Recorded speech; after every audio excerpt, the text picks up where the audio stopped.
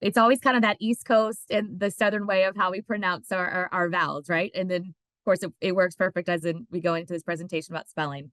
So I actually started teaching in New York City, Brooklyn, Sheepshead Bay, and I spent many subway rides headed to Lucy Calkins to Teachers College, Columbia University, where I trained with her staff developers. And something I do not put on my resume is that I was a model classroom for the reading and writing workshop. And I had people in my classroom at all times. And that's all I knew, right? We hear this story all the time. I didn't have any classes in my undergrad or my master's that taught about the science of reading or foundational skills in general. So I was soaking in all the learning and all the things of reading and writing and balanced literacy. And so fast forward, I moved back to the South where I live now in Louisiana and started continuing teaching, had the privilege of teaching first graders in Louisiana. And then I moved to the district level in Rat Beach Parish. We did a full implementation, a change of a literacy plan, and it ended up gaining national recognition. I've actually seen Dr. Kastner posted in her Padlet. It's narrowing the third grade reading gap. And it also, I did a amplified podcast where I talked about what we did for those shifts, but we had amazing results. And it started, of course, with educating and empowering our teachers with the science of reading.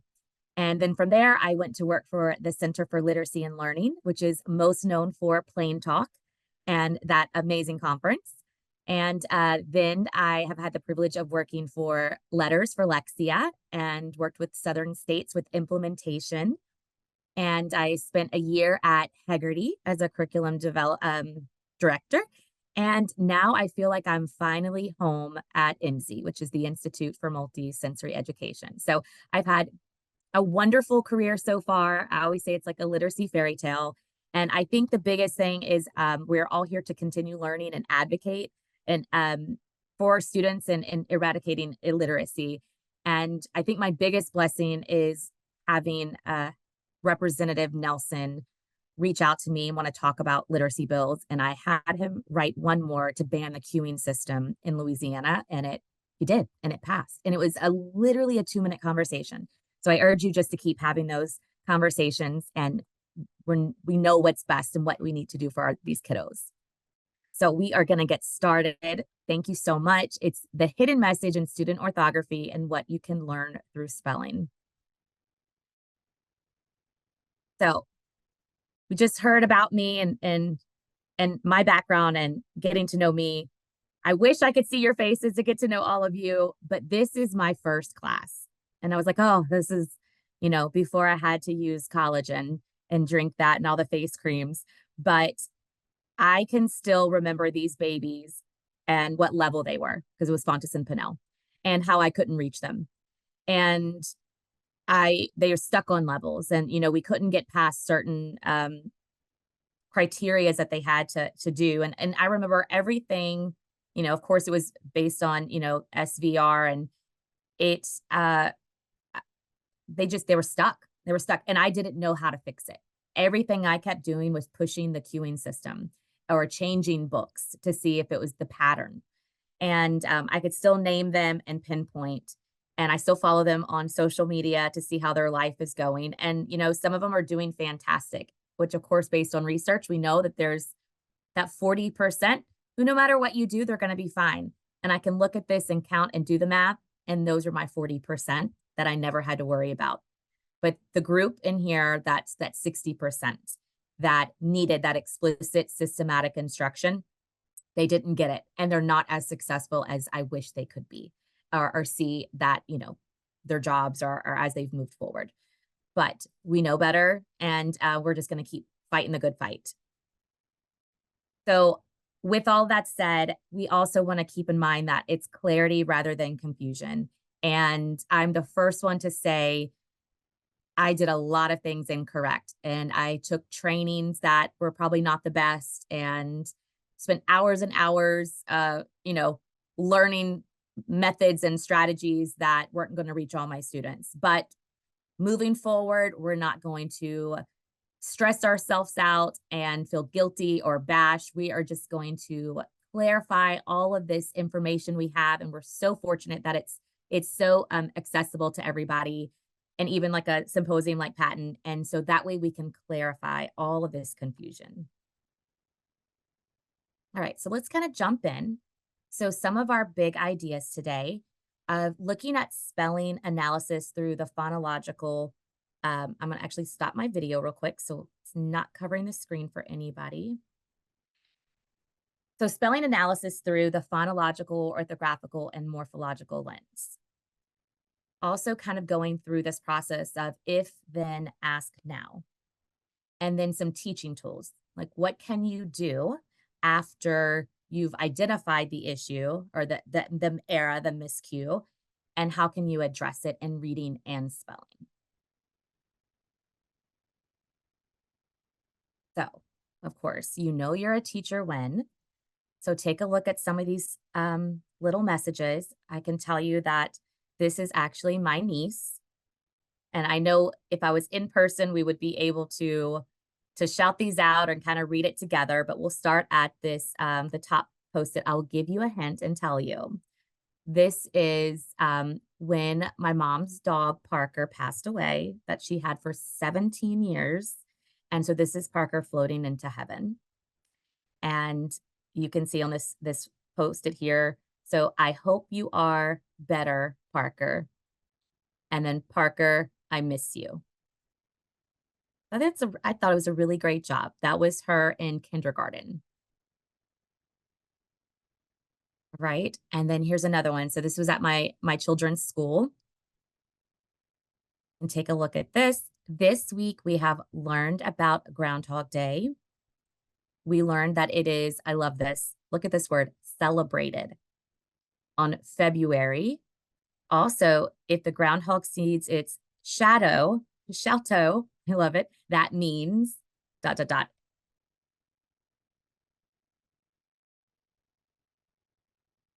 There's another one. My heart is full of love. I love my parents. I love my cat. I love soccer. I love my bed. Meanwhile, I'm like, yes, sister, so do I. I love my bed. So, what skills are involved with encoding? And if my facilitators don't mind throwing up the chat, just would love for some involvement. If you guys can help me out, tell me what skills are involved in encoding. You can just throw it in the chat.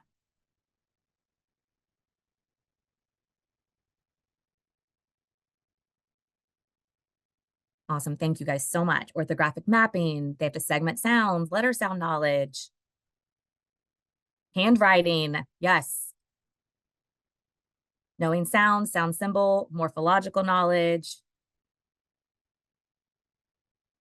Okay, so then even take it a step further. So encoding, and then it's really, going into writing. So what are some other writing skills?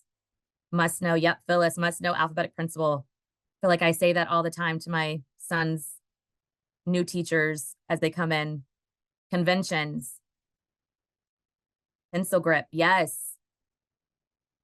I have 3 boys. I have a 15, an 8, and a 5-year-old. And so my 5-year-old, yes, knowledge of grammar, letter formations, sentence structure. Yeah, once we can, we're trying to put these thoughts onto paper. Mechanics, punctuation, storage of knowledge. I love that, Shannon. Storage of knowledge. So let's take a look. So it kind of goes into these 3 categories, right? So what skills are involved? We have transcription skills.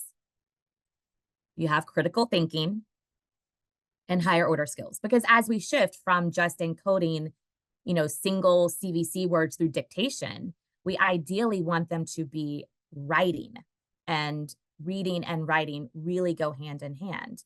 And I honestly cannot remember who originally said this, but we want to imagine that reading is breathing and writing is breathing in. I mean, this is just this natural act of what we do. We read and write, and really seeing these together.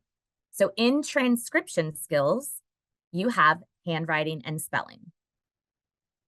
in critical thinking, gathering ideas, that writing process. And then, of course, the higher order of it all is vocabulary and verbal reasoning, syntax, genre. So all of these things, as we shift even our littles from dictation of simple, vowel consonant words to consonant vowel consonant words, and then moving them to hopefully writing some sentences and then based around a genre, there's a lot of stuff that goes on. So today we are going to talk about the spelling aspect of this. And so within transcription skills, we're looking at spelling. We also know that English is morphophonemic. Like, that is a mouthful.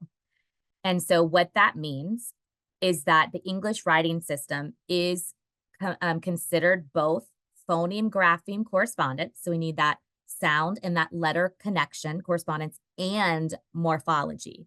And so morphology, we know, is taking the morphemes, and that's the smallest unit of meaning. So we have, not only do we have to know that, like, what some of these people were, you guys were putting in the chat of the alphabetic principle and knowing these sounds and letters, these phonemes and graphemes, and then connecting it to phonics and making that bridge and understanding the patterns. And then now understanding, in syllabication, what these morphemes mean to be able to write these longer sentences and move forward with writing prompts or response to literature. So for this presentation, what I did is I really wanted to look at Richard Gentry's, his book, Brain Words, and it kind of will look similar to Aries phases of word reading, but because this is a spelling focus, I did my reading on Gentry. And so here are his 5 spelling stages. They are pre-alphabetic, which is pre-communicative, partial alphabetic, semi-phonetic, full alphabetic, phonetic, consolidated alphabetic, transitional stage, and then conventional is where we have it's correct. Oh, I love Melissa said she loves this book. I do too. And honestly, it is one of the ones that I even, while I'm working, if it's kind of like a day where I'm getting things done, I can play these in the back on Audible. And it's just like, oh yeah, that's right. So great addition to your resources. So if we look at pre-alphabetic, this is typical of what we would see for a student. So I'm sure this might look familiar to you guys. Anybody throw in the chat, not sure what grade you teach, but if this looks familiar, what age you think this is that pre-alphabetic. I can tell you my, pre-K, I love Margaret said that. Ideally pre-K. I mean, this was the beginning of my son just completed kindergarten. Now, remember, he, just so you guys know, he is a young he was a young pre-Ker. He started actually at 3 and turned 4 a few weeks in. And so it very much looked like this for him, even by the end of pre-K. So this is expected age 3 to 5. Typically the first half of kindergarten. We said pre-K, especially now that these standards seem to get so much more intense as the years have gone on. It's a lot of that imitating writing. They're going to use some letters of the alphabet, some shapes to represent letters, random letter shapes and strands, and the writer has thoughts but cannot read it. So typically this is where you'll see those pre-K teachers with their strategies of grabbing Post-its, writing the message and putting it on the back or writing it somewhere so that the child can remember even till the next day, if they continue working, what their thought was. I definitely love the strategy where the teacher writes it on the back or on a Post-it. So that way we're not giving away all the letter combinations and the phoneme graphing correspondences, because we want to be able to use this to gain knowledge, to see which stage they're in, okay? So in that partial alphabetic stage, this is pre-communicative, you're gonna kind of see the shift in this writing. And then you can see down at the bottom, it's how to make a snowman. You can see at the top, the word how, left out the O, make, M-A-C. A lot of missing vowels. First, I make a ball out of snow. You roll it in the snow. So this is typical for age 4 to 6, expected by the end of kindergarten. And this is where they start to associate those letters and sounds and put those letters together. We're really starting to see them go from left to right writing, and words are 1 to 3 letters. You're seeing main sounds represented, consonants more than vowels, of course, and initial sounds used and final sounds used. So this is very typical that I would see when I taught first grade. I personally loved teaching writing, but I didn't know what to do when they misspelled a word. I didn't know the message that was in there connected to reading. And if you were like me, I would just conference with writing, and I would sit with them with Post-its and my little teacher toolkit. And I would just say, oh, you know what, baby, you spelled that wrong. Here's how to spell it. And I would just fix it for them. I would either write it on their paper. I would give them an extra flap of writing paper to kind of stick over it, or Post-it tape. And I would just fix the spelling error, not knowing the depth of that connection of reading and writing that would really support orthographic mapping and really guide them to being a skilled learner in reading and writing. So his next phase is full alphabetic. So I went to the store. I'm trying to even read it myself. I know you guys probably, if you're in a classroom still, are just so savvy at this. I play with my sister. Last I took, it looks like I took a nap. It was fun. I love all these kids like wanting their beds and taking naps. I wish that was my children. And then down here, you can see I went to the park, played on the swings, SWEGS, slides, SLI. So they're really shifting into blends really well. My brother, BRUVER, and we'll come back and talk about that era and what do we even do with that. So full alphabetic is typical around age 5 to 7, so expected in the middle of first grade. So really seeing that letter sound knowledge is evident, sequence of letters match pronunciation, common spelling patterns used, words spelled incorrectly, but they can still be read. This, though, is to keep note. This is where weak spellers can get stuck, is this stage. And if you've taught first grade, you know this is kind of where I always say this is the shift of where they come back from the holidays and your students that are struggling really start sticking out like a sore thumb. Like this is kind of where we make that shift where we've all kind of started on the same page, and then this is where it shifts, where their struggles are really kind of sticking out.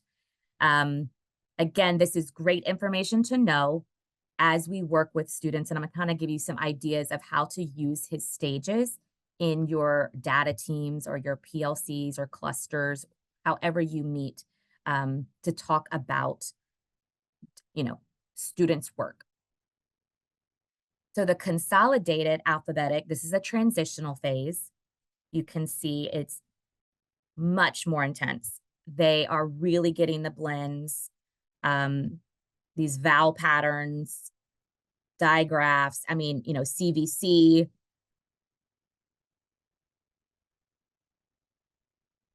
So this is age 6 to 11 and expected by the end of first grade. That kind of even made me nervous thinking, oh, I have a first grader. He's about to be a first grader. I'm like, that's a lot. It's very intense grade if you've taught it. So they are applying basic conventions. Morphology is applied. They're spelling more words correctly. Most common words are spelled correctly. Vowels are represented in each syllable. And they could reverse vowels, like in the example of boat, O and A, they could reverse them. They will start to notice, I think this is the aha moment for this stage and what to look for, is that they start to notice that different letters make the same sound. So these are these inside aha moments for students.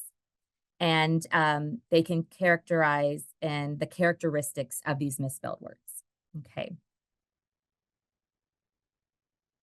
Then we have that last stage, that conventional, which is the correct stage, where we're going to see age 10 to 11 plus. This is where we're taking, saying third grade, second, third, all the way up to high school.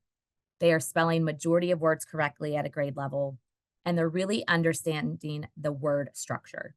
So the prefixes and suffixes, silent letters, double letters. This is really when it, to me, gets into that knowledge of the student understanding some of the, not only just the conventions, the spelling rules, the spelling patterns. I'm going to go back one. So really keeping in mind that learning to spell is more difficult than learning to recognize words. And spelling requires not only learning that phoneme grapheme correspondence, but you also are developing their orthographic lexicon.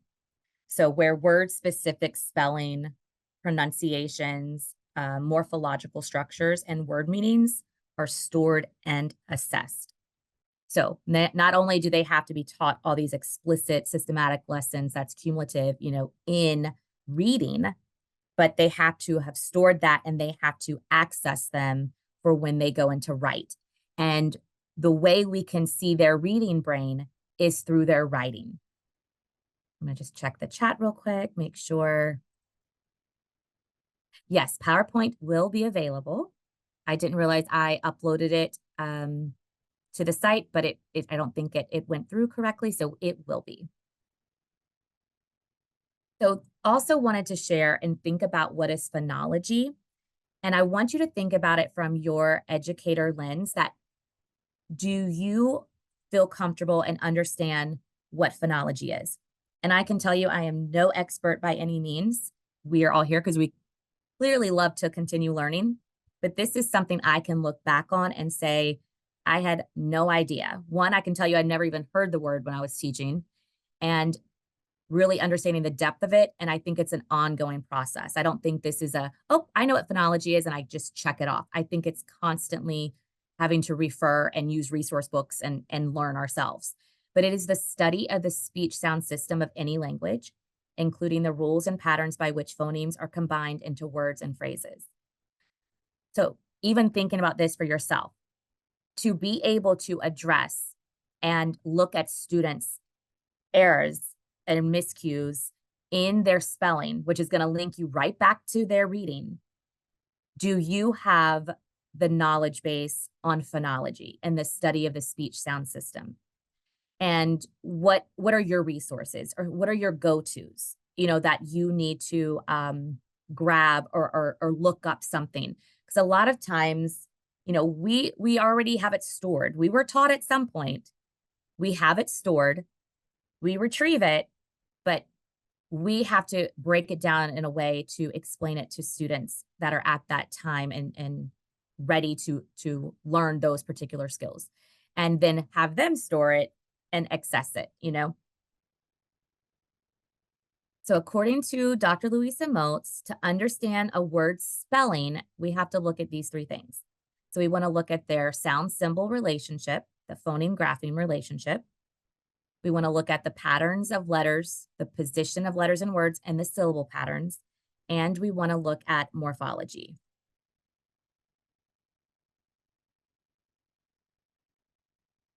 So as I was going through this, and knowing from what Dr. Moats had said, that these three areas that I need to dig into, I thought about it in the lens of when I was supporting 32 elementary schools, when I worked at the district level, and thought, how could we break it down for bite-sized chunks for teachers to digest and really build their capacity in understanding the connection of spelling to reading and writing? So kind of looking at getting to the root of these spelling miscues in these areas. Like, we know that phonological piece is so crucial as they're beginning to learn to read. And then we know then it moves into the phonics and connecting with that reading. You think about the four-part processor and that orthographic connection of adding in letters, and then moving into morphology and really understanding the meaning of everything. So thinking about it is, if in these areas, I think helped me digest it. And it is something that I would share with teachers of when we broke our students' writing samples into different parts. So this is something you could even take this slide, write students' names next to it, write their initials. You could have something like this in a data room or a PLC room, where if you were taking a glimpse at sorting, students' data, you could bring in writing samples. It's I found when I talked with teachers and then as different, jobs that I've had since then, it's really rare that I found that teachers were looking at students' writing.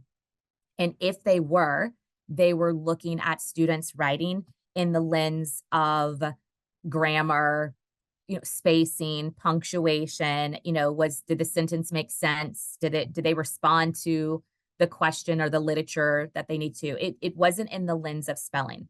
So this can take you again and strengthen their reading brain by doing this.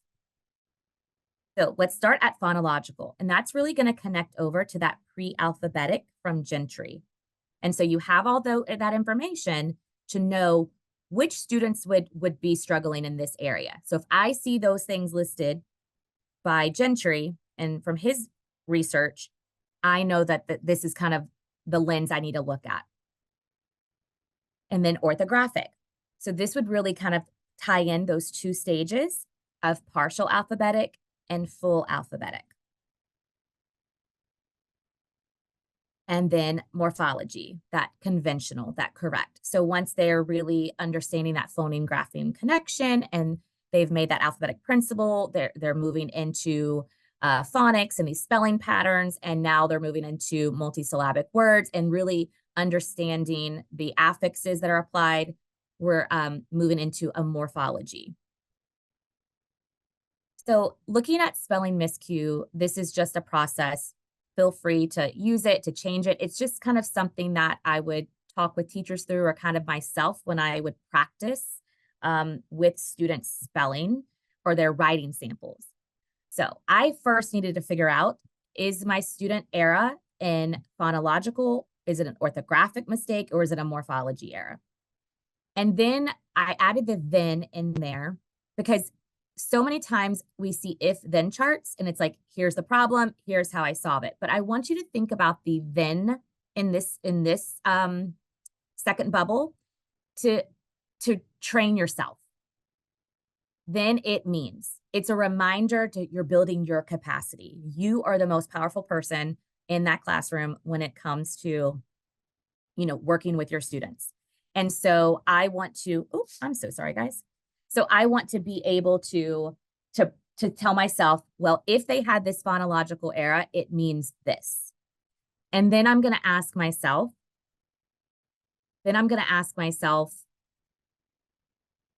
which error was it? Because we know, it's not just going to be a one and done. Which error was it? And then now, how do I address it in my reading groups? And then writing. Because again, remember, we know that reading and writing are connected.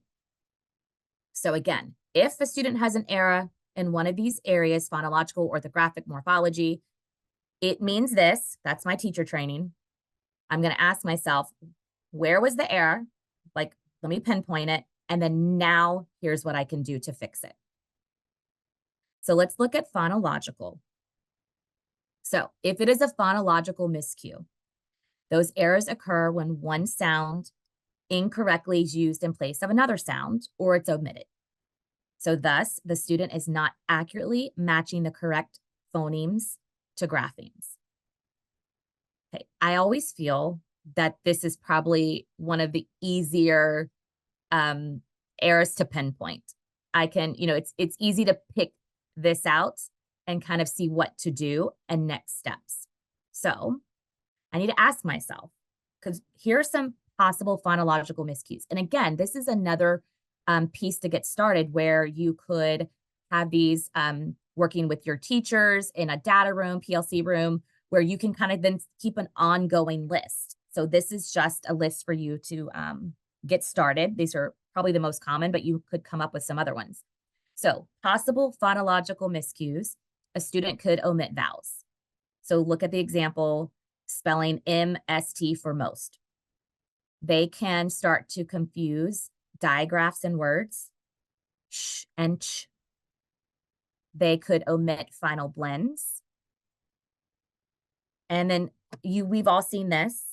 This has to deal with articulation, but teeth, T-E-E-F for T-E-E-T-H. And they could omit the unstressed syllable. Now, we of course know that could be a dialect thing. So I can tell you right now, in Louisiana, tomato for tomato would be very common. So there are times where I would have my students where I would just say, you know, we're going to say the whole word so we can hear all the sounds when we write. We, of course, we never want to discourage them from how their family might say a word and what is being taught in their house.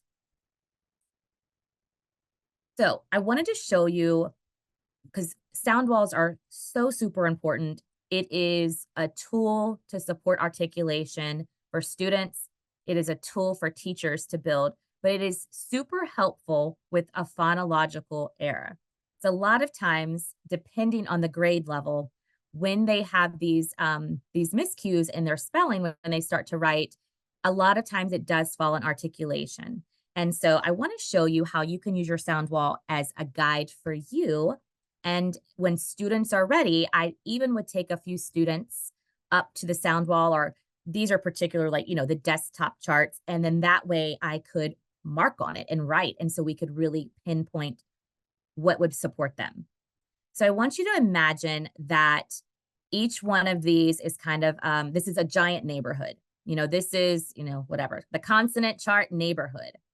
And this is Stop Street and Liquids Boulevard and Nasal Road.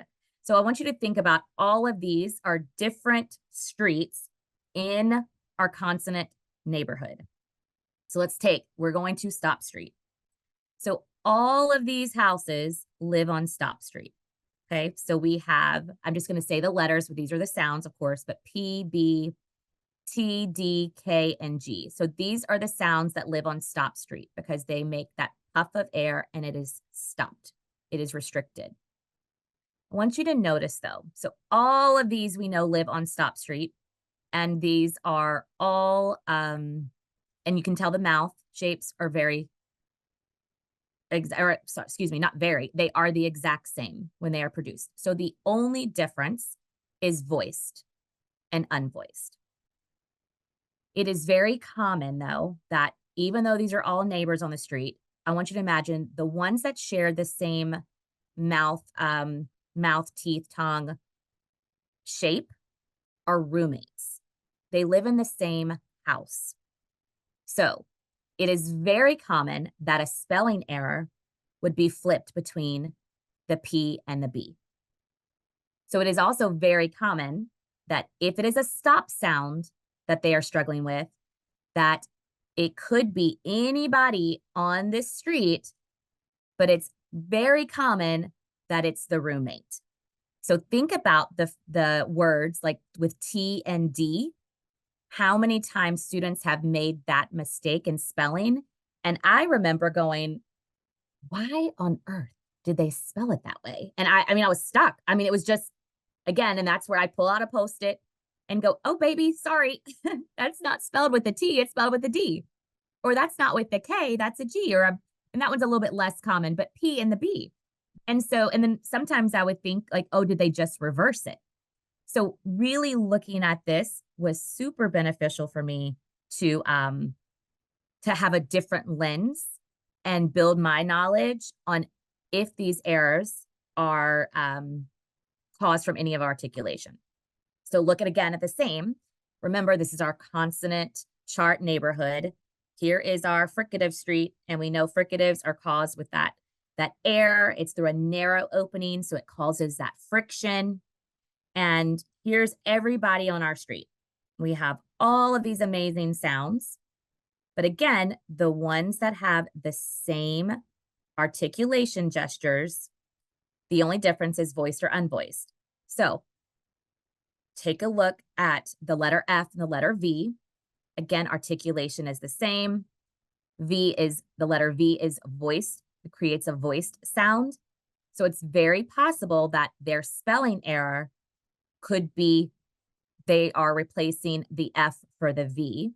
And so thinking about how you would go in and support their spelling miscues is, again, checking to make sure their mouth features are correct with the mouth, teeth, tongue, and then having them check if it's voiced or unvoiced to know which spelling. And any chart that you particularly use in your room is just make sure it's just, of course, it doesn't become something beautiful on the wall, but it's really used to build the capacity of you and your students. So some other phonological supports. So if you go in and you're working with students on their writing, and that's a lot for them to build their stamina with writing, and especially when they're struggling into getting their words on paper. But these supports could turn into your reading, your small groups in reading. So what could you do to support that? And then, of course, if you're looking at your writing, you're getting the words that they've struggled on. So you can use those in those reading small groups. So again, reading and writing, that breathing in and breathing out, but really connecting to your reading small groups. So mini desk charts of the sounds to keep with you, having those mini mirrors to make sure, are we having an articulation issue? And then, of course, working with colored squares in a reading group. And again, using the words that they're struggling with in their writing so you can figure out where that deficit is. Do they need to pull the mirror out because they're not creating the correct sound with the gestures? Are they struggling at, the phonemic awareness level where they just need to see the colored squares? And then again, we want to move them right into letters. And is it the vowels that they were struggling with? These are our vowel intensive tense with MZ, and it's a great vowel intensive routine. And so that is a strategy. If you notice in their writing that they're omitting vowels, but now we're going to dig a little deeper and ask ourselves, is it all vowels? Is it the letter A and E? Is it O and U? So again, in my reading group, I can really hone in on my vowel intensive routine and how I'm going to address and support them. So when they write, we're making that connection for them.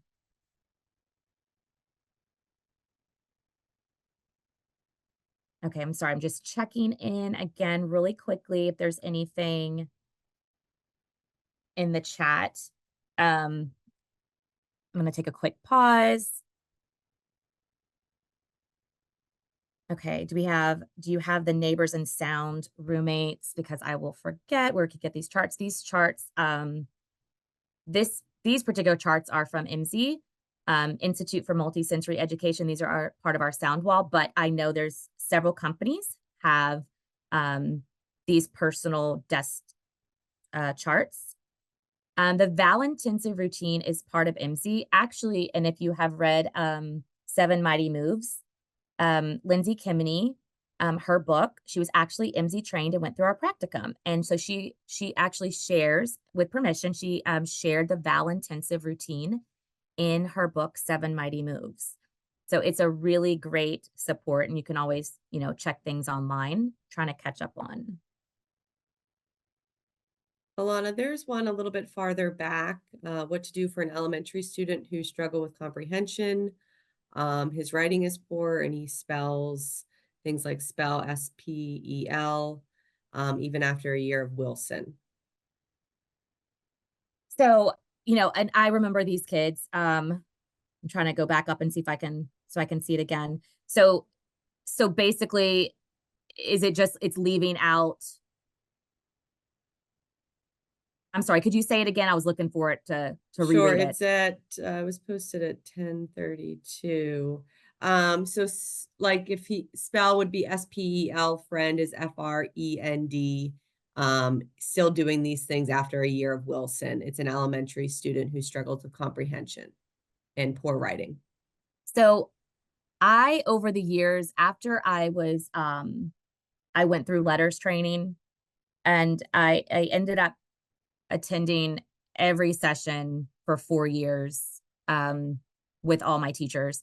And I created, like a little spelling generalization book with visuals.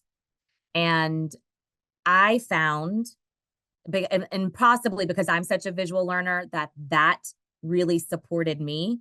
And I would carry that and almost have these mini anchor charts to explain that rule on a very basic level to students. And so, but again, even thinking about if you're talking about that student and just, understanding like the friend, the IE, and I think you said, missing a letter at the end of why do we have the two L's at the end. It's again, there's a book for teachers. I think it's on my resources that I listed on the very back of this, the last slide, but it's the ABCs of English, I think. And if what I'll do though is I'll send a picture and I'll see if we can, when I upload and refix this PowerPoint, I'll make sure I add that book. It's like an orange cover book on Amazon. It's like $12. And that has been a lifesaver for me to be able to understand how to spell these words with word lists and where we're going to see it, but then explaining it on a student level. I would take those spelling generalization, the little books, the little booklet that I made was very colorful and clip art and cute for them. And I would even just print it on black and white, and I would send that home and have them practice and just be very, a clearly differentiated instruction for that student, but working with them to see if we could address and kind of pinpoint what it is. Thank you So so much. So what I will, maybe what we'll do is keep going, and then if there maybe are one or two things hanging in the chat if we have time, that's at the end perfect. with that 15 minutes. Perfect. Yeah, perfect. And then there it is. Miss Catherine, thank you. The ABCs and all their tricks. That is the book. It's super cheap. I would highly recommend. Again, I think it's under $20 or something, but that is a great resource. So looking at orthography, and so we know that orthography is the conventional spelling system of our language. And ortho means correct, thinking about going to the dentist, and then graphy is to write. So we want to be able to spell. This is really where it all comes in. Is so they have to have that knowledge. If they're really struggling in spelling, we have to kind of go back one. But this is where we're going to start really getting into these spelling miscues. So student could, so this is where you want to ask yourself, did they spell a word accurately? And sometimes they don't. Like, is it kind of all over the place? Do they misspell a word the same way all the time? So are they spelling love, L-U-V? So thinking about that student that you just talked about with the word friend, is it always misspelling it that way? Is it, could it be, does he change it? Is he always forgetting, the ending blends? They could also misspell a word in multiple ways. So love, or love, L-U-F, L-U-V, L-O-V-E. And we did talk about that phonological error that V and F, remember, they're roommates. So it could be an error where just fixing it through a phonological error, but you see it now because they wrote it. And so you can really pinpoint and then make sure they can correctly spell it. They could omit the silent E, spelling rules, are they struggling with a particular rule? And again, having those resources, that ABC book is a great one, to be able to pinpoint like, oh gosh, what is that rule that I need to support them on? So I need to ask myself these questions. What are those mistakes? So what do I do if I have a student that is having some orthographic mistakes? How do I support them? So again, thinking about going back into your reading lessons or reading small groups, we need to, this is a sound box activity, Elkonin boxes, having them where they can not only just get in there and write the individual words, but use the words that they're struggling on so we can pinpoint, is it happening consistently? Blending board, where they're actually, or any kind of board where they're manipulating and having to build the words in front of you. And of course, really with the sound boxes, and then having them, you could, use sounds and then go into writing. It's very similar to a blending board. It's just an additional activity, especially to change it up with students, but it's getting kind of to the same point. You also look, I put the C and the K here. These are those spelling rules that you students need to know. A lot of these things are free on our website, so you can download them to use as supports. Again, there's those vowel tints at the bottom. So just getting more into understanding where the vowel patterns are, doing little games with the vowel tints, making sure you just, you might start out with just saying, the sound ah, and they have to hold up the tent. Or you might then move into a word, which vowel are you hearing if I say the word, van, and then they have to find the vowel sound. If I said van, and then I want to change, I'm going to change the ah to I, which vowel would it be? Now write it. So there's a way to elevate using a few tools to support them again in reading and writing. We have also our sand, just another tactile movement. It's just a tool to give a different medium for students. Again, you're working on sounds, you're doing phoneme grapheme, they're writing, they could use blending cards, they could do it on just paper and pen with a sound, sound boxes. So all these different mediums just for engagement, but also for tactile experiences, just making the words and the sounds and stick, and then getting them into those decodable readers. And then sometimes, red words, and these are high frequency words. Some people call them heart words, but it's getting into identifying that some of these words are going to not match all these lessons now that I've taught you. Some of them are not going to match verbatim the phoneme grapheme correspondence, and really making sure kids are aware of that. But making sure when we do red words or heart words, or whatever your program calls them, is that going with the sounds from left to right, not skipping around, of saying, oh, this sound, and then, oh, this sound. Like, let's go from left to right as we would read a word, sound by sound, and then notice the sound that might that looks different. And either thinking about like the word said, the A and the I, it doesn't sound the same as what it's spelled. So I'm going to notice this. I'm going to, highlight it, whatever your routine may be. But then we're going to practice reading, and we need to do this to make it stick. So if we have any morphology errors, this gets a little bit more intense with our students. And we know that morphology is the smallest meaningful unit in a word. And so we don't want to confuse that with a phoneme, which is the smallest unit of sound. And so a morpheme may be one or more syllables. Words may be one or more morphemes. Morphemes can be free, and morphemes can be bound. So a free morpheme and versus bound means could it stand on its own and still make sense? Or do I need to have the morpheme, does it have to be bound by a prefix or a suffix or both to make sense, to be a full word? And so because morphology plays an equal important role in spelling, so helping our kids understand the structure of our language will help their reading and spelling. So some possible morphology miscues.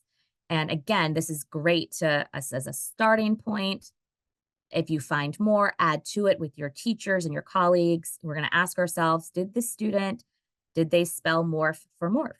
And I'm not just particularly that word, but seeing that the F and then the PH, in misspelling inflectional endings. So is it, if this child had spelled cats, C-A-T-Z, for cats, is it, you kind of then also have to ask yourself, is this a morphological miscue based on the sentence and the inflectional ending? But it also is an orthographic issue, because if they spelled Z instead of S, I have two areas I need to address. They might incorrect tense when they're spelling. So the cats were jumped up the tree instead of the cats were jumping up the tree. And morphemes are often spelled consistently but pronounced differently. So that gets really tricky as well for students.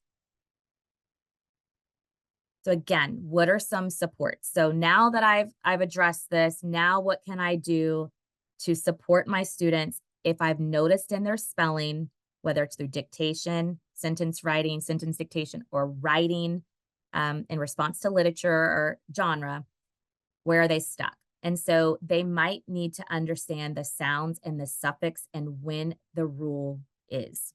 So if it happens to be the suffix, ed, pronounced the d sound, it is when a base word ends in a voiced sound. And so if that's where I notice my issues are, their miscues are in their writing, this is my lesson that I can pull in reading, and we can practice.